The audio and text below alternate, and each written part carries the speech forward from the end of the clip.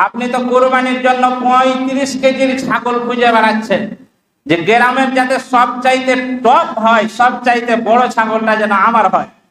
যে টাকাটা আপনার আগে দেখেন, টাকাটা কোনখান থেকে এসেছে। আপনি যে আজ থেকে 20 বছর আগে, সেই লোকটা 10 বছর আগেই মারা গিয়েছে, জোর জবরদস্তি জমি বিক্রি করবে না, আপনি জোর জবরদস্তি তার কাছ থেকে জমি কিনে নিয়েছেন। 10 লক্ষ টাকার জমি 5 লাখ টাকা 2 লাখ টাকা দিয়ে তার কাছে সই করিয়ে নিয়েছেন।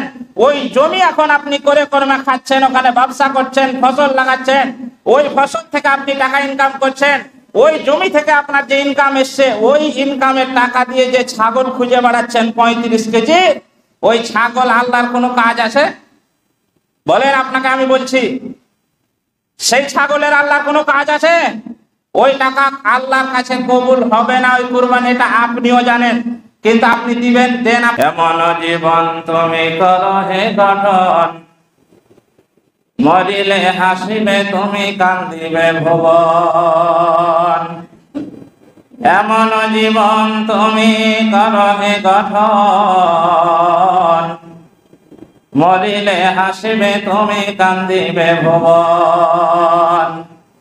দন্ত তোমার নয় সঙ্গেতে আননি, তাহার নামে দান কর দিয়েছেন যিনি। সদ্য সম্মানিত পত্র এলাকার মুসলিম সমাজ, যাবতীয় প্রশংসা গুণগান গুণকীর্তন সেই মহান আল্লাহ পাকের জন্য। বলে একবার পড়ি আলহামদুলিল্লাহ।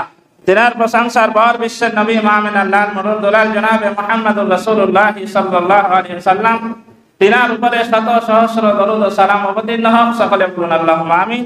আল্লাহুম্মা সাল্লি আলাইহি আল্লাহুম্মা বারিক আলাইহি। আমাদের সামনে একটা মাস আসছে, আমরা তো মাস হিসাবে গণতি রাখি না, অনেকেই জানি না যে সামনে কি মাস আসছে। দিন হিসাবে আমরা সবাই অবগত হয়ে গেছি এবং প্রস্তুতি চলছে যে আমাদের সামনে কুরবানি আসছে। তো দেখলাম যে গরুর বাজার বসতে লেগেছে। কুরবানি অনেকেই নিয়াত করে নিয়েছেন যে কুরবানি আমি দেব। যাদের সামর্থ্য আছে তারা অবশ্যই কুরবানি আপনি দেবেন। হাজারো আপনাকে নিষেধ করলে কুরবানি কেউ বন্ধ করবে? জি, ওকে হাত পাও ধরে নামাজে আনতে পারছি না, আর ওকে যদি বলি ভাই তোর কুরবানির কোনো লাভ নাই, কোনো দরকার নাই, আল্লাহ তাও দিবে। তাই আপনার কাছে আমি খারাপ হতে চাই না বাপজি, আপনি কুরবানি দেন, আপনার সামর্থ্য আছে অবশ্যই দিবেন। আল্লাহ রাব্বুল আলামিন পবিত্র কোরআনে বলেছেন, লা ইয়ানাল্লাহু লুহুমুহা ওয়ালা দিমাউহা ওয়ালাকিন ইয়ানালুহুত তাকওয়া মিনকুম। ওই সূরা হজের 34 নম্বর আয়াত আল্লাহ বলেন, ওয়ালিকুল্লি উম্মাতিন জাআলনা মানসাকান লিয়াযকুরু ইসমাল্লাহি আলা মা রাযাকাহুম মিন বাহিমাতিল আনআম ফাইলাহুকুম ইলাহু ওয়াহিদুন ফালাহু আসলিমু ওয়া বাশশিরিল মুখবিতিন। আল্লাহ রাব্বুল আলামিন বলেন, আমি প্রত্যেকটা জাতির উপরে কুরবানির নিয়ম চালু করে দিয়েছি। এই আয়াতের তর্জমাতে আমরা বুঝতে পারলাম পৃথিবীর জন্মসূত্র থেকে এই কুরবানির নিয়ম আছে। আমরা জানি গত বছরে আলোচনা হয়েছে যে হযরতে আদম আলাইহিস সালামের সন্তান কাবিল এবং হাবিল থেকে কুরবানি, সেই পৃথিবীর শুরু থেকে কুরবানি আসছে, এটা আল্লাহ কোরআনে বলেছেন সূরা হজ আয়াত নাম্বার 34। কিন্তু হাবিলের কুরবানি কবুল হলো আর কাবিলের কুরবানি কবুল হলো না। কাবিলের বক্তব্য হলো যে হাবিল তোর কুরবানি কবুল হলো কেন? এইখান থেকেই হিংসা শুরু হলো। তোর কুরবানি কবুল হলো মানে তোকে আমি দুনিয়ায় রাখবো না, কুরবানি তোর কবুল হবে মানে আর আমার হবে না মানে। হাবিল তখন বলেছিল, ভাই কাবিল, আল্লাহ কুরবানি আমার কবুল করেছে, আমার নিয়াত ঠিক আছে, আমি আল্লাহর রাস্তায় কুরবানি দিয়েছি, তুমিও সেই রকম করো, তোমারও কুরবানি কবুল হবে। কাবিল বলছে তোর কোনো কথা শুনবো না, তোর কবুল হলো কেন, তোকে মারবো। এই যে হিংসা, আজও পৃথিবীতে এই মানুষ বসবাস করে। গ্রামে যদি কোনো মানুষ একটু ভালো চলাফেরা করে তাহলে তার পিছনে লেগে যায়, ও কোনখানে টাকা পায় রে, এত চলাফেরা স্ট্যান্ডার্ড, ও বাড়ি খালি 2 তলা 3 তলা করছে, পিছনে লাগে না। আর বাড়ির পাশে 2 তলা হচ্ছে তো আর ওই বেগনি ফুলা করে ফুলছে, ওর একটা কোটি টাকা বেচে রে, টুকটুকি চালিয়ে সালা 2 তলা বাড়ি। এই যে হিংসা কার? কাবিলের হিংসা আপনার ভিতরে ঢুকেছে। কাবিল সেদিন হাবিলের উপরে হিংসা করেছিল। আমি কারো দুশমন নয়, আমি সবাইকে ভালোবাসি, আপনি রাগ করিয়েন না, কোরআনের কথা আপনাকে বলছি। 7 ভাগে যারা কুরবানি দিচ্ছেন দেন, 7 ভাগে কুরবানি দেওয়া চলবে না এটা কথা নয়। একটা ছাগল যদি আপনি কুরবানি দেন তাহলে আপনার গোটা পরিবারের তরফ থেকে কুরবানিটা কবুল হবে। ভালো করে শুনেন, একটা ছাগল কুরবানি দিলে পুরা পরিবারে যা আপনার সদস্য আছে সবারই তরফ থেকে কুরবানিটা কবুল হবে।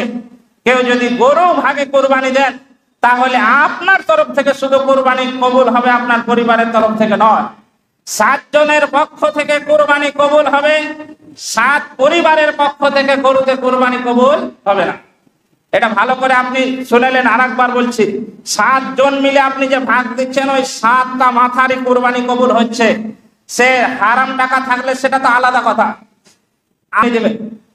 ও তো কোরআন হাদিস মোতাবেক মুসলিমই নয়, নামাজ নেই, সে তো মুসলমানই না। এটা তো আমরা ডিক্লেয়ার বলছি, হাদিস বলছে, কোরআন বলছে। নামাজ না পড়লে সে মুসলিম নয়। তাহলে আপনি অমুসলিমের সঙ্গে কেন কুরবানি দিতে যাবেন? তাহলে হিন্দুদের সাথে আপনি কুরবানি দেন না, দিবেন না, খবরদার, আপনাকে নিষেধ করছি। ভাই বেনামাজি যারা রাগ করিয়েন না, আপনি আপনার যারা জড়ি আছে বেনামাজি তাদের সাথে আপনারা দেন। আপনারাকে বলিনি যে আপনারা কুরবানি দেন না, ওই বইলা চাকরি হারিতে আমি চাই না। আপনি যেগুলা বেনামাজি আছে তাদের সঙ্গে আপনি জোট বাঁধবেন যে ভাই তুই তো নামাজ পড়িস না, আমিও পড়ি না, জাফর পড়ে না, সৈবুর পড়ে না, তাই আমরা 7 জন এক জায়গায়। যারা নামাজ পড়েন তারা ভাগ আলাদা করবেন। কুরবানি যদি আল্লাহর কাছে কবুল করাতে চান তাহলে কাবিল এবং হাবিলের কাছ থেকে কুরবানি আসছে, আমরা কোরআনের আয়াত থেকে বুঝতে পারছি। ইউসুফ আলাইহিস সালামের নাম আমরা শুনেছি, যিনি একজন নবী ছিলেন। ইউসুফ নামে একটা সূরাতে কোরআনের সূরাই এসেছে, মোটামুটি 4-5 পৃষ্ঠার একটা সূরা আছে। ইউসুফ আলাইহিস সালাম কুরবানি দিয়েছিলেন কিসের? আল্লাহ রাব্বুল আলামিন বলছেন যে আমি প্রত্যেকটা জাতির জন্য কুরবানির নিয়ম চালু করে দিয়েছি যাতে করে তারা রবকে অনুসরণ করতে পারে। সেই জন্তুর উপরে যেগুলো তাদের উপরে হালাল করেছি। ইউসুফ আলাইহিস সালাম কুরবানি দিয়েছিলেন, তিনি চরিত্রের কুরবানি দিয়েছিলেন। জুলেখা যখন তার মহল্লায় ঢুকিয়ে সমস্ত দরজাকে বন্ধ করে দেওয়া হলো, তাফসীরে এসেছে 10টা দরজায় তালা মারা দেওয়া হয়েছিল। ইউসুফকে যখন ভিতরে ডাকা হলো, জুলেখার উদ্দেশ্য খারাপ ছিল যে ইউসুফের চরিত্র আমি হরণ করব, তার সঙ্গে আমি সহবাস করব এবং তার চরিত্র হরণ করব। যেহেতু ইউসুফ আলাইহিস সালাম দেখতে খুব সুন্দর ছিলেন, যখন জুলেখা তার প্রেমে পাগল হয়ে গেল, যে তাকে আকর্ষণ হয়ে গেল, তাকে নিয়ে আসতে হবে। তাকে যখন নিয়ে আসার জন্য বলা হলো, একের পর এক গেটে ঢুকে ইউসুফ আলাইহিস সালাম একের পর এক গেট বন্ধ করে দেওয়া হয়। আস্তে আস্তে যখন মেন ঘরে এসেছে তখন তার ইউসুফের জুলেখার ঘরে সেই মূর্তিগুলো রাখা ছিল। তারা তো মূর্তি পূজা করত, মূর্তিগুলো রাখা ছিল। তখন ওই জুলেখা মূর্তিগুলোকে, মুখগুলোকে ঢেকে দিচ্ছে কাপড় দিয়ে। ইউসুফ বলছে কি ব্যাপার, তুমি কাপড় দিয়ে মুখগুলো ঢেকে দিচ্ছ কেন? তখন জুলেখা বলেছিল যে আমি তোমার সঙ্গে এখন যে কুকর্ম করতে চলেছি, তোমার সঙ্গে যে শারীরিক সম্পর্ক করতে চলেছি, এই দেবতাগুলো দেখছো এগুলো আমরা পূজা করি, তাদেরকে মানি। অতএব তাদের চোখকে আমি ঢেকে দিচ্ছি, তাদের সামনে খারাপ কাজ করা যাবে না তাদের জন্য, তার জন্য আমি তাদের মুখগুলোকে, চোখগুলোকে ঢেকে দিচ্ছি। ইউসুফ আলাইহিস সালাম তখন বলেছিলেন যে গোটা পৃথিবী দেখেন, কোন জায়গায় যিনি বাদ রাখেন না, সমস্ত পৃথিবীর খবর রাখেন, সবকিছু দেখতে পান, তার চোখ কি করে ঢাকবে? ওই সময় ইউসুফ আলাইহিস সালামের সমস্ত দরজা বন্ধ করা আছে। বলুন এখন কোন আল্লাহর বান্দা আছে যে একবারে খুব সুন্দরী একটা মেয়ে ঘরের ভিতরে আপনাকে ডেকেছে? পৃথিবীর কোন মানুষ বুঝতে পারে না, জানতে পারে না ঘরে কি হচ্ছে। 10টা দরজা বন্ধ করা আছে। ওই সময় আপনি চরিত্রের পরীক্ষা দেবেন, চরিত্রের কুরবানি। এমন কোন যুবক আছে সেখানে দেওয়াটা কঠিন না সহজ? একবারে টাটকা যুবক, 25 বছরের যুবক, 22-18 বছরের যুবতীকে যদি ঘরে ভরে দেওয়া হয়, 10টা তালা মারা হয়, 10টা গেটে, ওই জায়গাতে কেউ পরীক্ষা দিতে পারবে চরিত্র? এরকম ইমানদার কেউ আছে? ইউসুফ আলাইহিস সালাম যখন দেখলেন আমার অবস্থা খুব খারাপ, তখন আল্লাহর দিকে স্মরণ করে পিছন দিক থেকে যখন গেটের দিকে দরজা দৌড় মারলেন, নিজেকে বাঁচার জন্য আল্লাহর ভয়ে, যে আমি যদি তোমার সঙ্গে কুকর্ম কাজ করি তাহলে আমার আল্লাহ তো আমাকে দেখতে পাচ্ছে, এই বিশ্বাস ইউসুফ আলাইহিস সালামের আছে অবশ্য, যেহেতু তিনি নবী। ওই আল্লাহর ভয়ে তিনি দৌড় মারলেন যখন, তখন অটোমেটিক দরজা খুলতে থাকলো, দরজা পার হতে থাকলো, দরজা খুলতে থাকলো। এই করতে করতে 10টা গেট অটোমেটিক আল্লাহর রহমতে খুলে গেল। এখান থেকে আমাদের শিক্ষা নেওয়া উচিত, খারাপ কাজ আপনি অনেক সময় মানুষ মনে করে মৌলভী সাহেব সুদ ছাড়া তো চলাটা অসম্ভব হয়ে যাচ্ছে, পাচ্ছি না। আপনি চেষ্টা করেছেন? ওখানে যদি আমার আপনার মতন যুবক হতো তাহলে বলতাম যে 10টা দরজা মারা আছে, পালানো সম্ভব, যাক যা হয় হয়ে যাক, পরে আল্লাহর কাছে তওবা করে নেবো, এটাই বলতাম। ইউসুফ আলাইহিস সালাম আল্লাহর উপরে ভরসা ছিল যে আল্লাহর দিকে যদি আমি ধাপিত হই অবশ্যই আল্লাহ আমার পথ খুলে দেবে। আপনি হারাম পথ থেকে হালাল পথে আপনি চেষ্টা করেন, হাজারো পথ আপনার জন্য আল্লাহ খুলে দেবে। তার বাস্তব প্রমাণ ইউসুফ আলাইহিস সালাম। না হলে 10টা দরজা কি করে খুলে যায়? 10টা দরজা খুলে তিনি সেদিন সেখান থেকে সেই কুকর্ম কাজ থেকে বেঁচে গিয়েছিলেন। তাহলে আমরা যারা অন্যায় পথে ইনকাম করছি তাদেরকে অনুরোধ করবো আপনিও ঘুরে আসেন, হালাল পথে ইনকাম করার চেষ্টা করেন, আল্লাহ আপনার রাস্তা খুলে দেবে। তারপরে ইব্রাহিম আলাইহিস সালামের কুরবানি আমরা ইতিহাস জানি। ইসমাইল আলাইহিস সালামকে কুরবানি দেওয়ার পর থেকেই কুরবানির নিয়ম আমরা যেটা পেয়েছি যে ছাগল কুরবানি আমাদেরকে দিতে হবে। মা ছেলে কুরবানি ইব্রাহিম আলাইহিস সালাম দিয়েছিলেন ইসমাইল আলাইহিস সালামকে, সেই থেকে আমাদের কুরবানি চলে আসছে। কুরবানির ছাগল আমরা কিনতে চলেছি, কুরবানি আমরা দেব। যারা ছাগল কিনেননি, যারা গরু কিনেননি, তাদেরকে আমি কয়েকটা মশলা আপনাকে বলি। যখন ছাগল আপনি কিনবেন তখন দেখবেন অবশ্যই যে ছাগলটা স্পষ্ট যেন কানা না হয়। অনেক সময় দেখা যায় ছাগল কিনে আসার পর মৌলভী সাহেবের ঘরে খালি ফতুয়া আর বাহার দেখেন। মৌলভী সাহেব ছাগল কিনে এসেছে, কানটা কাটা, দেখেন। আপনি ছাগল কিনতে গেলেন, দেখলেন না মানে? ভালো করে শুনেন, যারা কিনেননি, যারা কিনেছেন তাদেরকেও বলছি, এই দোষগুলো যদি কুরবানির পশুর ভিতরে থাকে তাহলে কুরবানির পশু আপনাকে চেঞ্জ করতে হবে। স্পষ্ট কানা চোখ দেখে আপনি কিনবেন যে চোখটা ঠিক আছে না নেই। ছাগলকে হাঁটিয়ে দেখবেন যে ও ঠিক মতন হাঁটতে পারছে কি পারে না।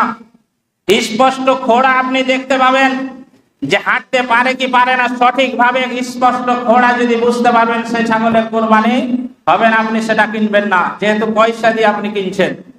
তারপরে রোগা যদি বুঝতে পারেন যে ছাগলটা কিংবা গরুটার ভিতরে কোনো রোগ আছে, যেটা শুধু আপনি ওই গরু ছাগল কিনতে যাবেন না, ভালো দেখে কিনবেন। আর 4 নম্বর হলো স্পষ্ট রোগা বোঝা যাচ্ছে যে মাংস নেই, হাড় দেখা যাচ্ছে, দাঁড়ি টিপছে তো খালি হাড়। ওই ছাগল আপনি মনে করছেন যে আমি সস্তায় পাচ্ছি, দিয়ে দিয়ে আল্লাহর রাস্তে। হ্যাঁ, যদি আপনার সামর্থ্য না থাকে, সস্তায় পাচ্ছেন যে ছাগলটা একবারে দুর্বল, তাহলে সস্তায় পাচ্ছি, আমার এইটুকুনি সামর্থ্য আছে, আপনি সেটা আলাদা কথা। কিন্তু আপনার সামর্থ্য আছে, অনেক মানুষের কুরবানির সামর্থ্য নেই, তারপরেও ধার করে কুরবানি দেয়। আবার অনেক মানুষের অনেক সামর্থ্য আছে, সে 50,000 টাকার গরু কিনে দিতে পারবে, কিন্তু খুঁজে বেড়ায় কাঞ্চুস, সে খুঁজে বেড়ায় যে 18,000 টাকার গরু কোনখানে আছে। দুটাই কিন্তু নিষেধ। যারা টাকাওয়ালা মানুষ তারা যতটা সামর্থ্য আপনি ভালো দেখে দেবেন, আর যারা একবারে অভাবী মানুষ আপনি মাস্টারি করে ওই ধার করে লোককে দেখানোর লেগে গরু ছাগল কিনতে যান না। এটা লোক দেখানো ইবাদত নয়, এটা আল্লাহর জন্য আমরা করতে চলেছি, এটা মাথায় রাখতে হবে। আল্লাহ রাব্বুল আলামিন বলছেন, লা ইয়ানালাল্লাহু লুহুমুহা ওয়ালা দিমাউহা ওয়ালাকিন ইয়ানালুহুত তাকওয়া মিনকুম। কুরবানির যে গোশত এবং রক্ত, এটা আল্লাহর কাছে পৌঁছায় না, আল্লাহর কাছে পৌঁছায় তাকওয়া। আপনার তাকওয়া এটা আল্লাহ দেখবে। অতএব আপনি টাকা নেই, কুরবানি দেওয়ার কোনো দরকার নেই। আপনার টাকা আছে, আপনি কুরবানি দেন, কিন্তু আপনাকে অনুরোধ করব, হাবিলের মতন যদি কুরবানি আপনি কবুল করাতে চান, আপনার হালাল টাকাতে কুরবানি দেন। আর যদি মনে করেন যে আমি লোক দেখানো দিব, আমি হারাম বুঝি না, আপনি দেন, আপনার ব্যাপার, আমার কোনো যায় আসে না। আপনার রাগ হলে এটা আপনার ভুল। কেন আমাকে রেখেছেন শুধুমাত্র বলার জন্যই? সঠিক কথা বলবো, আপনার বিরুদ্ধে গেলে আমার কিছু করার নেই। আপনি যদি রাগ করেন তাহলে এটা কিন্তু আপনার ভুল। যদি খুতবা পরে কোনো সমালোচনা হয়, যদি ভুল হয়ে থাকে, আমি হাজারো দিন আপনাকে বলেছি, আমার ঘর আছে, আপনি বলবেন যে মৌলভী সাহেব এই কথাটা কোথা থেকে বললেন। আমি হাজারো দিন আপনাকে বলেছি, এখানে 15-20 মিনিট কথা বলার আগে আমাদেরকে যথারীতি স্টাডি করতে হয় ঘরে, যে হ্যাঁ ওই কথাটা কোনখান থেকে আমি বলছি। প্রত্যেকটা কথার দলিল আপনাকে দিয়েছি, তারপরেও যদি আপনার বুঝার সমস্যা হয় ঘরে যাবেন, কিন্তু কোন রকমের সমালোচনা বাইরে করবেন না। আর কেউ যদি আপনার সামনে খুতবার ব্যাপারে কোন রকমের সমালোচনা করে, তাহলে আপনি জানবেন যে সেই লোকটা দোষী। সেই লোকটা লোকের জমি দখল করে জোর জবরদস্তি খায়, তার লেগে ওর গায়ে লেগেছে আজকে। সেই লোকটা হারাম পথে ইনকাম করে, তাই ওর গায়ে লেগেছে। আমার বলার কি দরকার ছিল ভাই? আপনাকে আমি যে ভালোবাসি, আপনি যে আমাকে বেতন দেন, আমাকে খেতে দেন, তার জন্য আপনাকে আমি চাইছি জাহান্নামের পথ থেকে জান্নাতের পথে আনার জন্য। হয়তো আপনাকে খুতবা এখন খারাপ লাগছে, কঠিন লাগছে, মৌলভী সাহেব আমাকেই পেলে, আমারই কথা উঠিয়ে এই কথা বললে। আপনাকে আমি চিনি, আমি জানি আপনি কোন পথে ইনকাম করেন। আমি তো ঘরেই থাকি, আর এখানে মাদ্রাসায় আর ঘরে এখানে ঘোরাঘুরি করেন। আপনি রাতে দিনে কোনখানে কোথায় ইনকাম করেন আমি তো জানি না, কিন্তু কোরআন আমাকে জানিয়ে দিয়েছে এই পথে ইনকাম করলে জাহান্নামে যাবে, এই পথে ইনকাম করলে জান্নাতে যাবে। তাই আপনাকে আমি ভালোবেসে বলছি যে আপনি পথ আপনি অবলম্বন করেন, সঠিক পথ, যাতে করে আপনার ইনকামটা হারাম না হয়ে হালাল হয়। হালাল টাকার কুরবানি দেওয়ার জন্য আপনি প্রস্তুতি নেন। হারাম টাকা দিয়ে কুরবানি আপনি দিয়েন না, মাংস খাওয়া হবে, কুরবানি আল্লাহর কাছে কবুল হবে না। কুরবানি সম্পর্কে অনেক আলোচনা আছে। পশু কেনার জন্য যেহেতু এখন আপনি প্রস্তুত নিয়েছেন, তাই 4টা কথা আপনি স্মরণ রাখবেন যে পশু যখন কিনতে যাবেন স্পষ্ট যেন কানা হয়, স্পষ্ট খোড়ানো হয়, কোনো রোগ যেন না থাকে, আর মোটা তাজা যেন থাকে। এইটা আপনি হিসাব করে পশু কিনতে যাবেন আজ থেকে। যারা কিনেননি, যারা কিনেছেন, যদি এই রকম কোন রকমের ত্রুটি থাকে আপনার পশুর মধ্যে, তা আপনি চেঞ্জ করে দেন।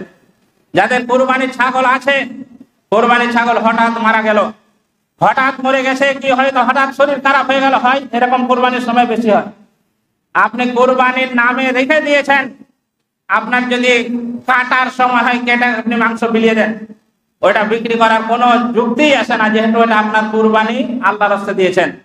এই সময়তে বেশি হয়, তার জন্য আপনাকে ফতোয়াটা বললাম। আর ওই মাংস বিলিয়ে দেন গরিব গারবা, যেহেতু ওদের হক। আর যদি কাটার কোন রকমের ইচ্ছা না, সময় না হয়, সময় না পান, তাহলে সেটা মারা যাক, কিন্তু আপনার কোরবানি কবুল হয়ে যাবে, যেহেতু ওটা আল্লাহর রাস্তায় আপনি আগে থেকেই নিয়ত করে ছেড়ে দিয়েছেন। আর যারা কুরবানির ছাগল কিনে নিয়ে এসেছেন, তাদেরকে বলছি এইরকম দোষ ত্রুটি যদি ছাগল আপনার ভিতরে থেকে থাকে, আপনি ছাগল আজকে ঘুরিয়ে দেন, আপনি গরু আজকে ঘুরিয়ে দেন, দিয়ে অন্য গরু আপনি অন্য পশু আপনি ব্যবস্থা করেন।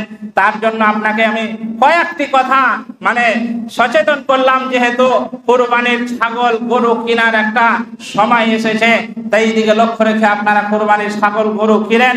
কুরবানি সম্পর্কে আলোচনা ইনশাআল্লাহ ধারাবাহিক ভাবে চলবে। কয়েকটা জুমা আছে ইনশাআল্লাহ, কুরবানি কিভাবে করতে হবে, কুরবানির মাংস কাকে দিতে হবে, কে খেতে পাবে, কে পাবে না, এই সম্পর্কে অনেক আলোচনা ইনশাআল্লাহ সামনে আসবে। সময় শেষ হয়ে গিয়েছে, আল্লাহর কাছে শেষের সময় দোয়া করি আল্লাহ যেন আমরা সঠিকভাবে হালাল পথে ইনকাম করে হালাল টাকা দিয়ে কুরবানি দিয়ে আল্লাহ তোমার কাছে যেন আমরা কুরবানি কবুল করাতে পারি। আল্লাহ তুমি তার তৌফিক দান করেন, সকলে বলুন আল্লাহুম্মা আমিন।